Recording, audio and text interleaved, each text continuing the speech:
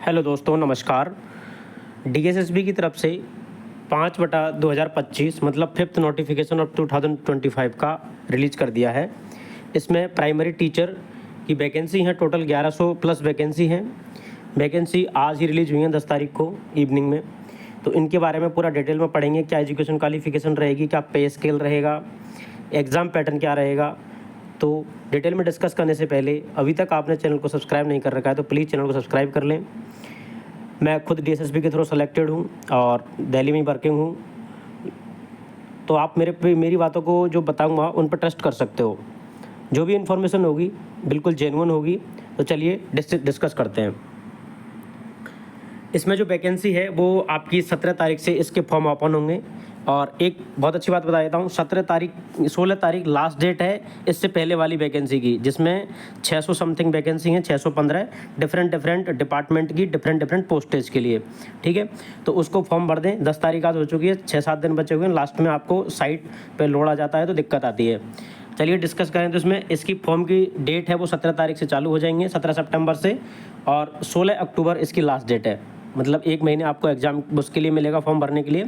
और इसका एग्ज़ाम आप अलग ऐसा मत सोच के चलो कभी भी हो सकता है बीच में।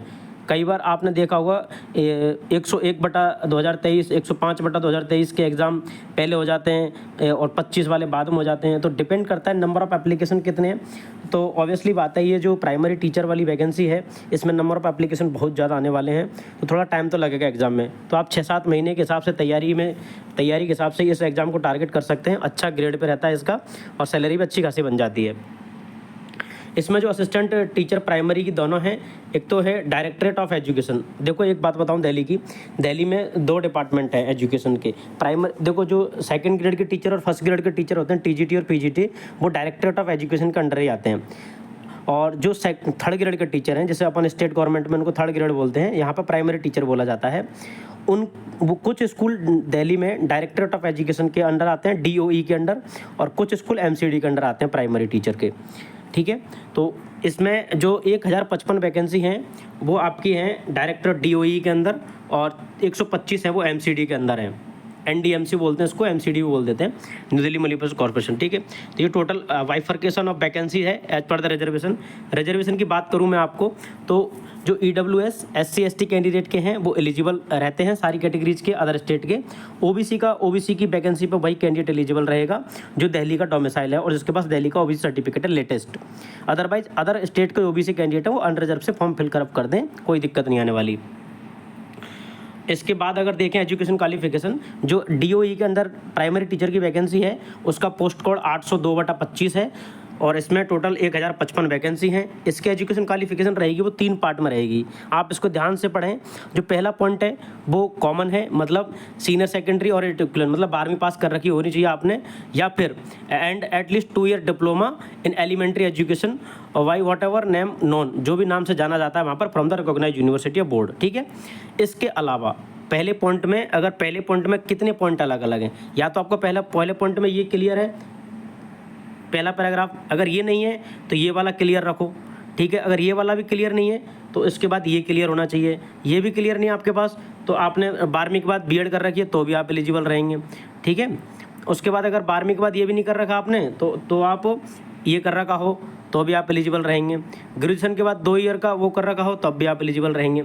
तो मतलब पहले पॉइंट में बहुत सारे क्लोज हैं, आप उनमें से एक को फुलफिल करने चाहिए। पहले पॉइंट में 5-6 पैराग्राफ हैं, उनमें से एक एजुकेशन क्वालिफिकेशन को फुलफिल करने चाहिए।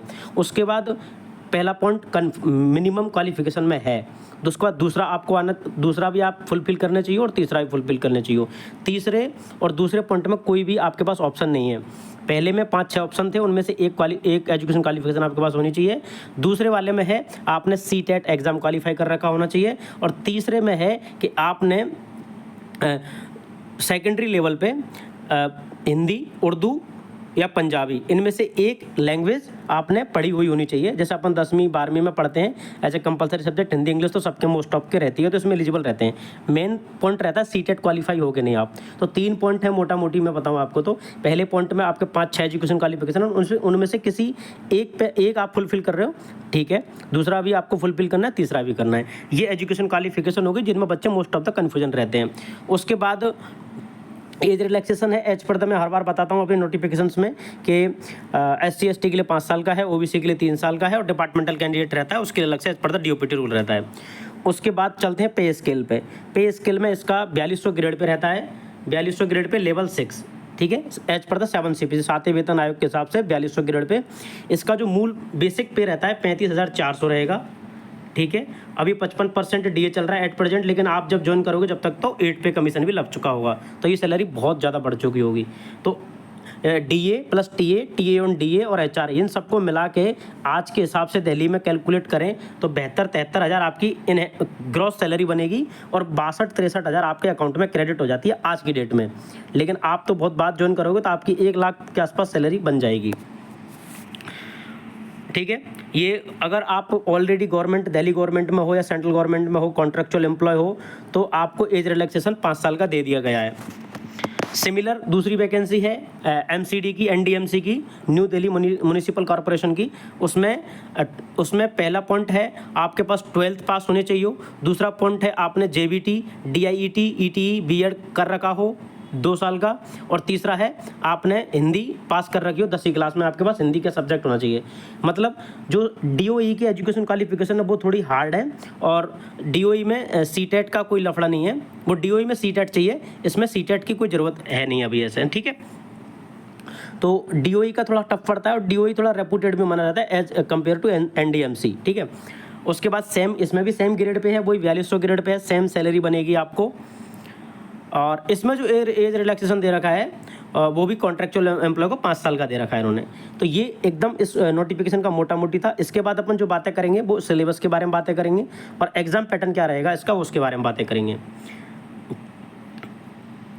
इसका एग्ज़ाम पैटर्न देखो, इसमें एक ही एग्ज़ाम होता है, सिंगल Tier 1 एग्ज़ाम होता है ये। इसमें कोई मेंस नहीं होता, कोई स्किल टेस्ट नहीं होता, कोई फिजिकल नहीं होता, ठीक है। उसमें क्या रहेगा, एक ही दिन में आपके 2 घंटे का पेपर होगा।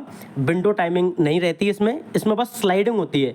जैसे बैंकिंग में आपने देखा होगा 30 मिनट में आपका बंद हो जाता है, एक पर्टिकुलर सेक्शन को 30 मिनट मिलेंगे, इसमें आपको 2 घंटे मिलेंगे। 2 घंटे में आपके 10 सेक्शन खुल के आएंगे, 10 अलग अलग विंडो खुलेंगी और वो सीक्वेंस वाइज खुलती चली जाती हैं। जैसे 20 क्वेश्चन आपके स्टार्टिंग में रीजनिंग के खुलेंगे। अब उन 20 क्वेश्चनों को लेके आप 2 घंटे तक बैठे रहो, चाहे 5 मिनट में सबमिट कर दो, लेकिन आपने एक बार में सबमिट कर दिया तो आप वापस उस सेक्शन पर नहीं जा सकते, नेक्स्ट अगला सेक्शन खुल जाएगा। ये इसका वो रहता है मेन एग्जाम पैटर्न का तरीका। तो आप 20 क्वेश्चन रीजनिंग के, 20 मैथ के, 20 इंग्लिश के, 20 हिंदी जीके के और 20 हिंदी के, लास्ट में हिंदी खुलती है इसमें। और ऐसे ही करके ये हो गए 100 क्वेश्चन। 100 क्वेश्चन आपके सब्जेक्ट से रिलेटेड आएंगे, जैसे पेडोलॉजी हो गया और जो भी आप टीचिंग लाइन में जो पढ़ते हैं वो मेरे को आइडिया नहीं है ज़्यादा, उसके बारे में आएंगे आपके, ठीक है। उसमें क्या रहेगा, आएंगे 100 क्वेश्चन, लेकिन वो 20-20 के टुकड़ों में आएंगे। तो 200 क्वेश्चन हो गए, 2 घंटे मिलेंगे। तो टाइम मैनेजमेंट मोर इंपॉर्टेंट है DSSB में सिलेक्शन होने के लिए। अगर जिसका नॉन टेक थोड़ा भी अच्छा है और थोड़े अपनी सब्जेक्ट पे पकड़ रखा हुआ है, 100 क्वेश्चन जो सब्जेक्ट से रिलेटेड आएंगे, पेडोलॉजी, शिक्षा शास्त्र, मनोविज्ञान जो भी रहता है, तो आपका मोटा मोटी 130-40 नंबर अगर टारगेट करके चलते हो तो आपका 200% सिलेक्शन हो जाता है, ठीक है। ये इसका एग्जाम पैटर्न था। इसमें 100 रुपये फीस लगती है। महिलाओं के लिए, SC/ST के लिए सब फ्री रहता है, क्योंकि ये सेंट्रल गवर्नमेंट में जैसे SSC होता है ऐसे दिल्ली में DSSB होता है। तो आराम से प्योर गवर्नमेंट की जॉब है, इसमें कोई दिक्कत नहीं आने वाली है। आपके एग्जाम सेंटर दिल्ली में रहेंगे। अभी तक तो वेंडर चेंज हुआ नहीं है, TCS को ही दे रखा है। हो सके आपका एग्जाम जब तक होगा, जब तक क्या देखा जाएगा पता नहीं, लेकिन मोस्ट प्रोबेबिलिटी TCS ही कराएगा एग्जाम। तो थैंक यू सो मच। और चैनल को अभी तक सब्सक्राइब नहीं कर रखा है तो प्लीज़ सब्सक्राइब कर लें, लाइक शेयर बेल आइकन के बटन को दबा लें और जो दोस्त आपके शुभचिंतक तैयारी करते हैं उनके साथ इस वीडियो को शेयर कर दें। Thank you so much and best of luck.